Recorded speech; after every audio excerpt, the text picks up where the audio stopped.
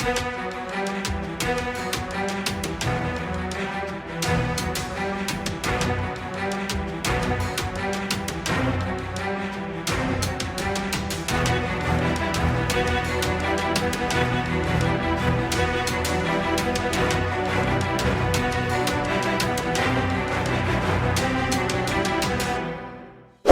व्यक्तिमत्व दादांच्या रूपात कार्यरत होतं.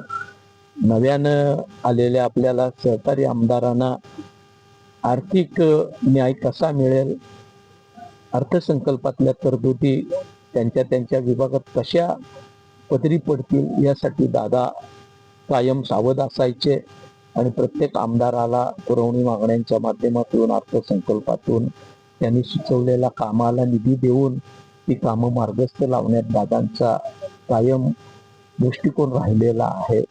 एक अतिशय उमदा प्रशासक, याला महाराष्ट्राच्या विकासाची ब्लूप्रिंट, व्हिजनरी नेतृत्व आपण जे म्हणतो ते दादांच्या ठायी होतं. विविध क्षेत्रामध्ये अष्टपैलू कामगिरी त्यांची होती. सहकार असेल, शिक्षण असेल, क्रीडा असेल, या साऱ्या क्षेत्रामध्ये दादांना गती होती आणि दादा आपल्या सहकार्यांना अतिशय जपत असत. हा माझ्यासारख्या नवख्या आमदाराचा अनुभव होता. ज्या पद्धतीनं मगाशी मी आर आबांचा किस्सा सांगितला, तंबाखू खाण्यावरून दादा त्यांना जरूर ओरडले, पण त्यांच्या पश्चात मुलीचं लग्न ज्यावेळेस झालं त्यावेळेस येणाऱ्या पाहुण्यांचं स्वागत करायला 4 तास दादा त्या ठिकाणी गेटवर थांबले. हा स्वभावातला अतिशय उमदेपणा त्यांच्यामध्ये होता. अतिशय चांगल्या पद्धतीनं संघटन करण्यामध्ये त्यांचा कल होता.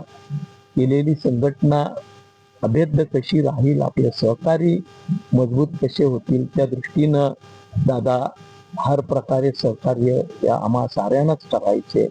दादांच्या आठवणी निश्चितपणे मनामध्ये राहतील आणि दादांच्या आठवणीतून भविष्यात काम करण्याची प्रेरणा माझ्यासारख्या कार्यकर्त्याला निश्चितपणे मिळेल.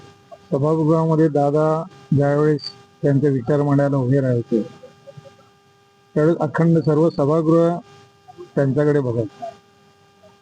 त्यांच्या शब्दामध्ये एवढी धार असायची, ज्याने कधीच वैफल्य वक्तव्य केलं नाही आणि प्रत्येक प्रश्नाला मंत्र्यांना त्यांचा प्रश्न हा अतिशय त्रासदायक ठरायचा आणि मंत्री उत्तर देऊ शकत नव्हते, मग त्यावेळेस मुख्यमंत्र्यांना उत्तर द्यावं लागायचं.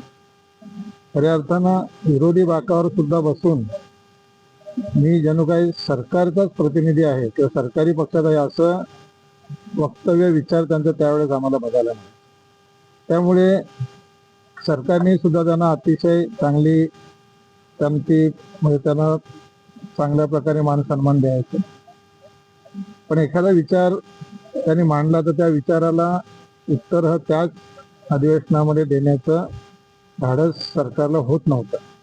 मग अनेक वेळेला पुढच्या मुंबईला अधिवेशन असेल तर मग नागपूरच्या अधिवेशनामध्ये तुम्हाला आम्ही उत्तर देऊ, हा सर्व त्यांचा प्रश्नच असा असायचा, जटिल प्रश्न असायचे आणि त्या प्रश्नाला सरकारकडे उत्तर नसायचं. आम्ही सरकारी पक्षाचे आमदार असताना सुद्धा त्यांचे प्रश्न हे आम्ही त्या ठिकाणी ऐकण्याचं अनेक वेळेला आम्ही त्या ठिकाणी ऐकत असायचो आणि त्या प्रश्नाला उत्तर सरकार देऊ शकत नाही, पुढच्या अधिवेशनामध्ये उत्तर मिळेल ही आम्ही त्या ठिकाणी खऱ्या अर्थाने वाट बघत असायचो. पण दादा हे दादा होते. सभागृहामध्ये सुद्धा दादा एक वेगळ्या व्यक्तिमत्व म्हणून त्यांचं त्या ठिकाणी दरारा होता. कुठल्याही पक्षाचा आमदार जरी असला तरी तो आमदार दादा गेल्यानंतर उभा राहून दादांना खऱ्या अर्थानं त्या ठिकाणी सन्मानाने एक रिस्पेक्ट द्यायचे. आज आपल्याला सर्वांना माहिती आहे, दादांसारखं नेतृत्व पुन्हा या महाराष्ट्राला मिळणार नाही. आमच्यासारख्या महाविकास आघाडीच्या कार्यकर्त्यांना सुद्धा दादांची खूप आठवण होते आणि आयुष्यामध्ये खरंच त्यांनी जे आपलं आयुष्य 65-66 वर्ष ते जगले, त्या 66 वर्षामध्ये मला वाटते त्यांनी 40 ते 45 वर्ष महाराष्ट्राची त्या ठिकाणी सेवा केली आणि पुढेही ते अनेक वर्ष सेवा करू शकत होते. दुर्दैवानं परमेश्वराने त्यांच्यावर घाला घातला आणि अख्खा महाराष्ट्र त्या ठिकाणी मुकला गेला. अशा दादांना महाराष्ट्र कधी विसरणार नाही. आमच्यासारख्या सभागृहामध्ये विधिमंडळामध्ये काम करणाऱ्या आमदारांना सुद्धा दादांची कायमस्वरूपी आठवण आहे. 6 वेळा उपमुख्यमंत्री राहिलेले आमचे दादा खर तर प्रचंड अनुभवी, सातत्याने सकाळीपासून उजाडल्यापासून रात्री लोक झोपेपर्यंत शेवटच्या घटकाला भेटणारे दादा, प्रचंड काम करण्याची इच्छाशक्ती असलेले दादा हे खरं तर मुख्यमंत्री व्हावे अशी आमच्या साऱ्या बहिणींची इच्छा होती.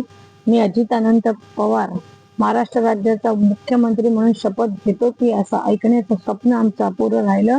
दादा गेल्याने राष्ट्रवादी काँग्रेस पक्षाचं नव्हे तर संपूर्ण महाराष्ट्राची खूप मोठी हानी झालेली आहे आणि आदरणीय दादा हे अचानक गेल्याने पवार साहेबांना प्रचंड धक्का बसलेला हा संबंध महाराष्ट्राने पहिल्यांदाच बघितलेला आहे. साहेबांना खस्ताना आम्ही पाहिलंय, त्यामुळे अत्यंत वेदना आम्हा साऱ्यांना होत आहेत. खरं तर दादांचे हे एक्झिट योग्य वेळेला नव्हती. दादा नेहमी योग्य वेळेला येत असत, योग्य काम करत असत, परंतु ह्या वेळेची ही एक्झिट ही चटका देणारी होती, एवढंच या निमित्ताने सांगेन. उरण नगर परिषदेच्या नगराध्यक्षपदी आपण विराजमान झाल्यानंतर दादांनी आपल्याला शब्द दिला होता. मात्र ही दुर्दैवी घटना झाल्यानंतर आज तो शब्द तसाच राहिला. काय सांगू? निवडणुकीच्या आधी सुद्धा आणि नंतर सुद्धा, निवडून आल्याच्या नंतर सुद्धा दादाने मी तुझ्या पाठीशी कायम खंबीरपणे उभा राहीन असा शब्द दिला होता. परंतु आज तो दादांसोबत तो शब्द अनंतात विलीन झालाय. परंतु त्याच ऊर्जेने दादांच्या त्या शब्दाला जागण्यासाठी मी काम करेन, एवढंच या निमित्ताने सांगते.